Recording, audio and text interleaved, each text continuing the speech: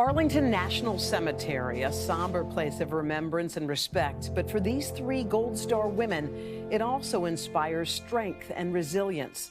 For Ryan Manion, life was changed forever after her brother, First Lieutenant Marine Travis Manion, was killed in Iraq. The knock at the door for my family came on April 29, 2007. The officer came to the front door. My mom opened it. She knew what he was about to say, and she actually slammed the door on his face because she didn't want to hear it. It was the worst day of our lives. How could this individual with so much left to give the world be gone? 3 years later, Travis's best friend, Navy SEAL Lieutenant Brendan Looney, died in a helicopter crash in Afghanistan. Amy can still remember the news of the loss of her husband. I went into full denial mode because I was just so devastated. You know, my whole world just fell apart in front of me.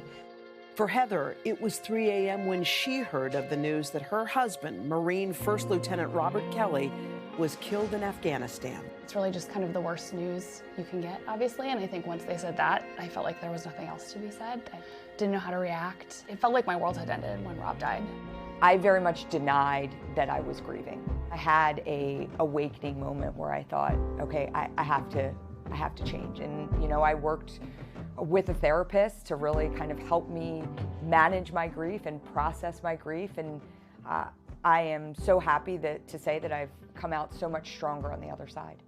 I'll never get over Brendan's loss. It's just a way that you learn to cope with it over time that I think is important. I took things that were important to him, physical fitness, nutrition, you know, things that I knew that he would be like, wow, Amy, I'm proud of you for incorporating this into your life. Once I started doing that, I felt better about myself, and I felt better about knowing that Brendan would be happy with the way that I was moving forward.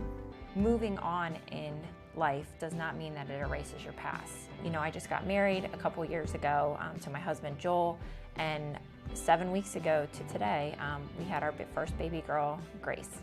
I found very helpful during, you know, the very early days after Rob had died, that humor was helpful for me. And you know, you can't be sad all the time. So to find those moments where you can laugh and have humor is gonna make things easier. After Travis was killed, my mom started the Travis Manion Foundation.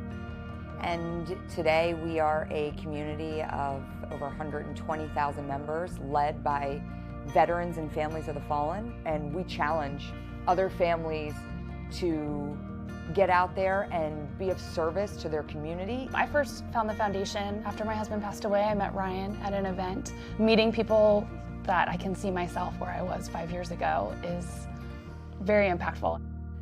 We wrote this book, The Knock at the Door, because we wanted people to know that no matter what tragedy or adversity you may face, there's a light at the end of the tunnel, and you have the opportunity to become stronger than you once were. You can still find the good and the silver lining in situations, even when you have gone through so much. We hope the audience that reads this book, when they finish it and close that cover, they look at their life and see how they can move through life with humor and gratitude and intention and face whatever their knock at the door might be. For us, you know, it's so appreciated when people say, I'm sorry for your loss, but it's less about talking about the loss itself, and it's more about talking about their lives. You know, tell me about Travis. I know for the Gold Star community, for families of the fallen, they want their loved ones to be remembered and to make sure that this country never forgets. Beautiful.